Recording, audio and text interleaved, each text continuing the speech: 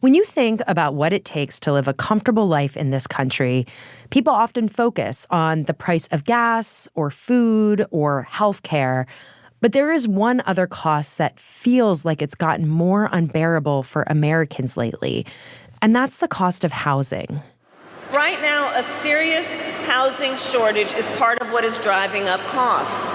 So we will cut the red tape and work with the private sector to build 3 million new homes. Housing is an issue that Vice President Kamala Harris is talking about a lot this election. And so is former President Donald Trump's campaign. Here's Trump's running mate, J.D. Vance. 2 things to lower the price of housing for Nevadans is we've got to build more houses and we've got to deport the illegal aliens so that American homes go to American citizens.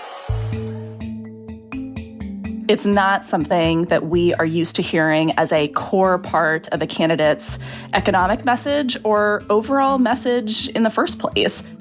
Rachel Siegel covers the housing market for The Post. You don't necessarily think of housing as the kind of thing that a candidate leads with when they're trying to connect with voters around the economy. But I think it's a really telling example of how quickly the economy changed over the last couple of years and how we see that filter into the kinds of issues voters are most animated about and interested in these days leading up to November. Since 2019, home prices have risen by roughly 50%, and the cost of renting surged during the pandemic. And according to a Washington Post analysis, many of the places where the housing affordability crisis is the worst are in swing states like Arizona, Georgia, and Pennsylvania. Both Harris and Trump have made big promises to make housing more affordable for more Americans, and they're hoping that those big promises will connect with voters. And I think that a really important dimension of that is that this has become a real middle-class issue. Even upper-middle-class voters who rent or are trying to buy feel housing as a real threat to their own, American dream, whatever that looks like for them. And I think that that is a really important reason why we've seen it pushed so far into this election cycle as, a core part of the way these candidates talk about the economy as a whole. From the newsroom of The Washington Post, this is Post Reports. I'm Elahe Izadi. It's Monday, October 28th. Today, we're going to dig into what the Harris and Trump campaigns are proposing to do about the high cost of housing. Rachel breaks down their policies, their rhetoric, and whether any of what they're suggesting could actually work.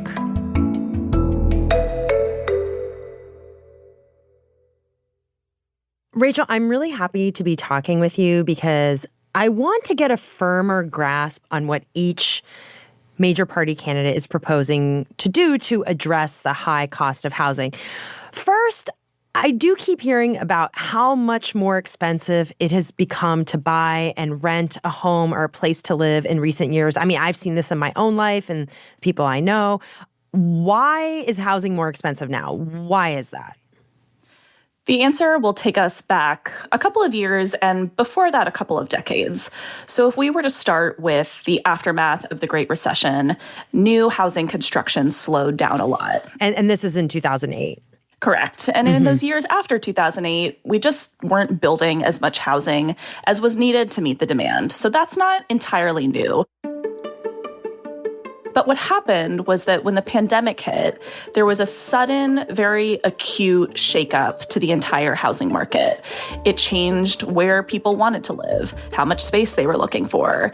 Mortgage rates all of a sudden got really, really low because interest rates got really, really low. And that made it so that there was this urgent reshuffling of where people were living in a way that ended up sending prices up. So if you had, a handful of houses in a quiet suburb with more room that was suddenly really attractive to people trying to get out of the city, prices were going to go up when you had a lot of people competing for a pretty small number of homes available. Then we saw a real rise in rent costs. You had a similar reshuffling, a similar hunt among renters for a relatively small number of properties to go around. And that made it so that housing costs got really, really high and they rose very steeply. We're seeing that level off. So rent has actually eased quite significantly and is even coming down in some cities. Mortgage rates are higher now, which is doing a little bit of work to cull demand from the market, but it hasn't made it so that housing affordability overall, we haven't solved it by any means. And what has the current president, Joe Biden, and his administration done so far to tackle the problem of high housing costs? The Biden administration has tried to tackle housing costs from a few directions. So a lot of economics boils down to supply and demand, right? The White House has a housing supply action plan, which is a lot of words that lean towards this supply side to help get more construction, more permitting, more things through the pipeline faster. On the demand side, Biden, in his State of the Union, and actually while he was still running for president in this cycle, has talked about credits to help first-time buyers get into the market, first-generation buyers get into the market. I want to provide an annual tax credit that will give Americans $400 a month for the next 2 years as mortgage rates come down, to put toward their mortgages when they buy their first home or trade up for a little more space. And these are concepts that are meant to help on the demand side. Biden also has talked about rent caps. He's talked about ways to try and ease rent costs, but we haven't seen a whole lot of change as far as when you look at affordability. So, Biden has been in office talking about doing these things, trying to do these things, but now he's no longer running for president. Now his vice president is running.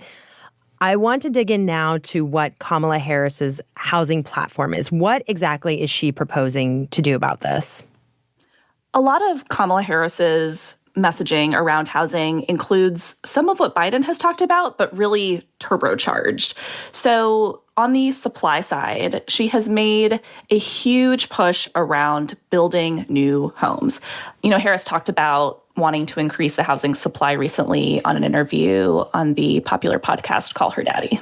Housing is too expensive, and we need to increase the housing supply. So part of my plan is to work with home builders in the private sector to create tax incentives to build, by the end of my first term, 3 million more housing units. It really comes down to we need more homes out there.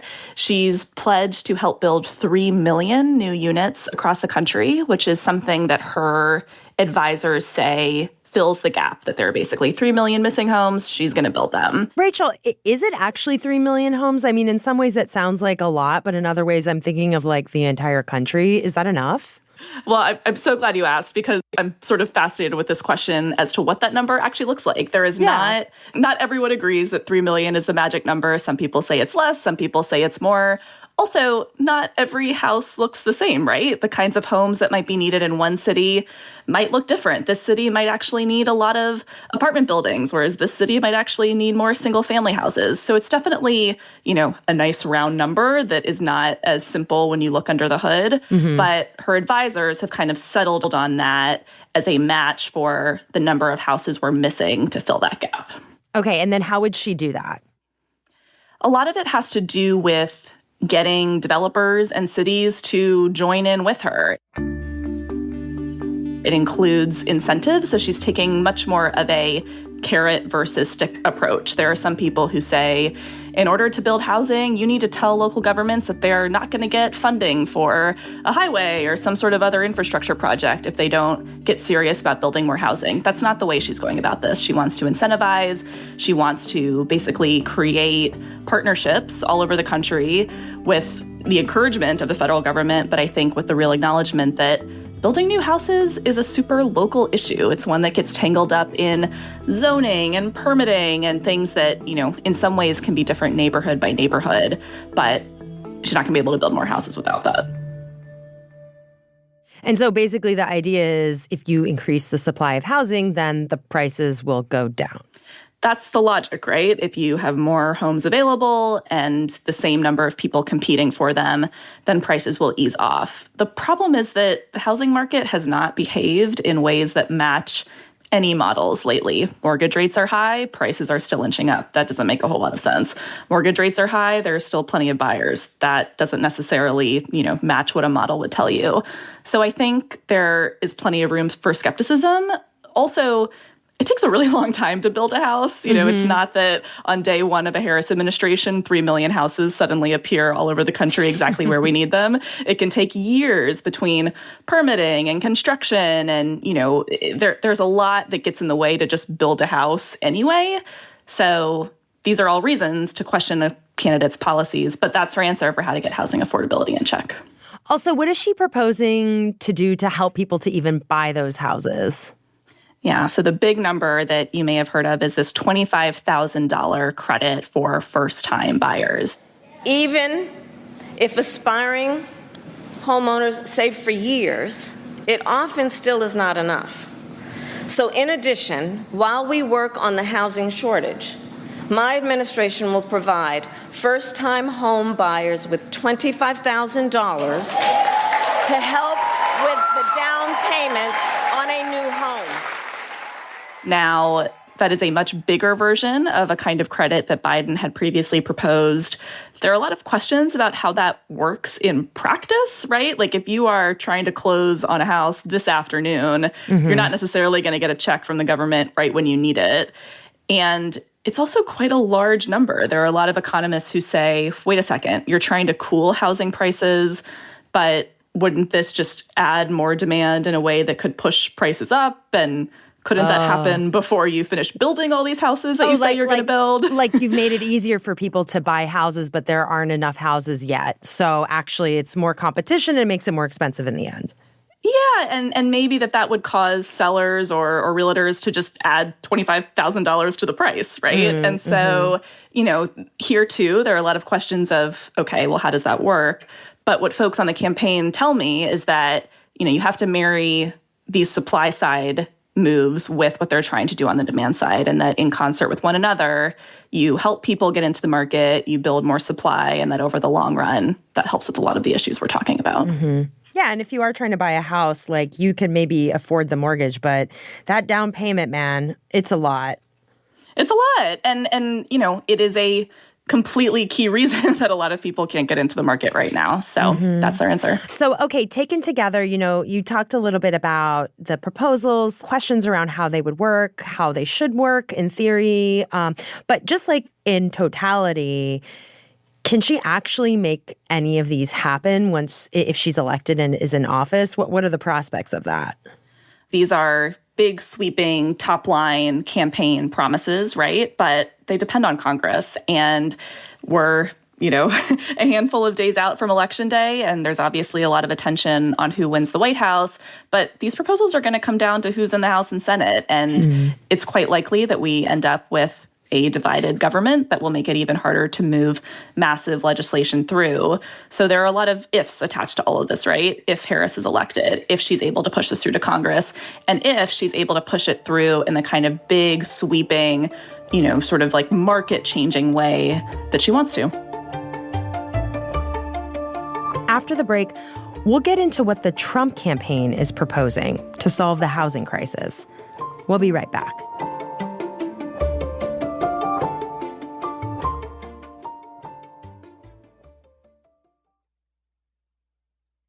Okay, so Rachel, we talked about what Vice President Kamala Harris wants to do about housing and what she's saying on the campaign trail. Now I want to turn to former President Donald Trump and his running mate, J.D. Vance. What is the crux of their proposals to address high housing costs? So former President Trump and his running mate, J.D. Vance, talk about housing in a very different way than the Democratic ticket. They have very closely linked immigration reform to their housing plans. And the way that they do that is by saying that when they crack down on illegal immigration, that is going to open up a lot of housing supply, that when they deport millions of people that they think are living in this country illegally, that will open up the apartments and the houses that they're living in for native-born citizens to move into. J.D. Vance talked about this during the vice presidential debate earlier this month. 25 million illegal aliens competing with Americans for scarce homes is one of the most significant drivers of home prices in the country. It's why we have massive increases in home prices that have happened right alongside massive increases in illegal alien populations under Kamala Harris's leadership. I want to very quickly say that this is an economic claim that has been widely debunked from all of the economists that I talk to, and also brings a lot of practicality questions with it. But they have made this their answer to housing affordability, opening up housing supply. It's something we hear in stump speeches, and it's the way they're talking about housing right now. Well, Rachel, I want to spend a little bit more time on what you just said about how this has been widely debunked. Can you just, explain to me, is it true? Do undocumented immigrants drive up housing costs? So a few points come to mind.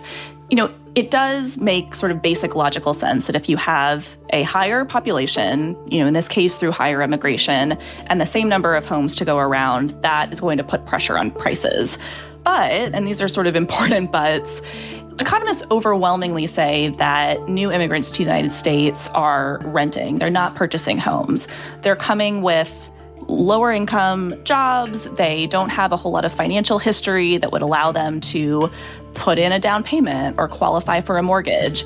So this new population is overwhelmingly going into the rental market. And within the rental market, they're more likely to double up, triple up, live with other family members, live with people that they know when they come to this country. And that is just a very different kind of housing market than the way Trump and Vance talk about it. In some ways, it's very siloed off from the rest of the housing market. And we just know that there are so many other reasons that housing costs have gone up or went up, quite steeply in the wake of the pandemic and are since hovering. And it just is not looking like the rise in immigration is part of that. I also wonder what this rhetoric around, mass deportations or reducing immigration, how that could impact the construction market. Yeah. It would have a huge impact. So we know that foreign-born workers make up about a third of the nation's construction workforce. Construction is also still short workers. I talk to home builders all over the country who say they're still looking for workers to be able to complete projects and complete them quickly. So if part of the problem is that we don't have enough houses and that developers and builders are looking for more workers to help speed that process along, there are a lot of economists who say that deporting a huge part of that workforce would slow things down and make the construction piece of the housing problem much worse. And has Trump offered anything by way of specific policy proposals that relate to housing, like beyond the immigration issue and sort of trying to thread a needle there? Has he said anything about what he would do to lower the cost of housing? He talks about it in a way that acknowledges it's something voters care about. He really is then very quick to connect it to his plans to crack down on illegal immigration. Occasionally you hear him talk about opening up federal lands in order to allow for more housing, but I've looked at, his remarks and Vance's remarks and their plans quite closely, and it just looks very different from Harris in this way. They really have quite narrowly talked about housing as the kind of thing they can tackle alongside and in tandem with their immigration plans. Mm-hmm. Yeah, they're talking about it in very different ways, but I'm also struck if I really step back and think about how they're both blaming lack of supply as the problem. They're saying there's different reasons for lack of the supply and trying to address that issue in different ways, but is that true? Is that basically the crux for both of them in some ways? It's interesting. Yeah, you hear that directly from Harris. She says, we have an affordability and a supply crisis in this country, and here's my solution. And you're right that in a very different way, Trump and Vance basically say, there are other people living in these houses, that, the supply is there. They're not trying to build new construction en masse, but they have a focus on removing a lot of the people that they think are sitting in the homes that native-born Americans or citizens are trying to get into. Mm. We're talking a lot about what the federal government can do, but, how much of this issue can even be fixed by the federal government and the president and Congress? Oof. It's as a housing reporter, it's amazing to hear this much focus and attention on housing at this level, but it's undeniable that so much of this is a direct result of state policy, city policy, county policy, what your zoning board thinks, what your neighborhood commission thinks. And it's such a long line from, the White House to a specific plot in a specific place where a house is trying to get built. And that's not to say that, any one of the steps along that process should say, well, I can't solve this alone, so therefore I'm going to step back. But so much of this depends on local policy that I think for either candidate, seeing whatever they want to do on housing implemented is going to depend so much on things much, much closer to the ground than they are. So, Rachel, what are the housing experts you're talking to saying right now about what can best help people who are struggling either with high rent prices or they can't afford to buy a home? There are a lot of people who agree that more houses are needed. And they don't say that to endorse one candidate or the other or to even make a political statement. They say that, this is now stretching back decades that we haven't had enough houses to build. And it bubbles up when we have these acute crises like what we saw after the pandemic. But it's just a lot of catching up to do. And it's a lot of catching up not only to meet our current population, but if you're going to forecast down the line, just a lot of houses that need to help solve that gap or fill that gap. So I'd say that is the main thing that you often hear. The fact that there is so much attention around affordability, around tenants' rights, rent costs is really something so new that I think, there are a lot of people hoping that that sticks as part of the political discourse and economic discourse. But so much of that is actually just going to depend on what implementation can actually look like. Are cities going to team up? Are developers going to team up? Is there going to be this, widespread embrace of building more houses is something that I'm definitely going to be keeping a close eye on, and a lot of other people are too. Well, Rachel, thanks for spending time to explain all this. I really appreciate it. Oh, thanks for having me. Rachel Siegel is a housing reporter for The Post.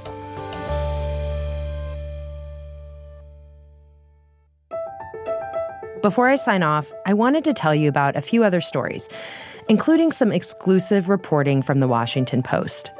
Over the weekend, The Post reported that Elon Musk was working illegally in the United States in the 1990s when he was building the startup that made him a millionaire.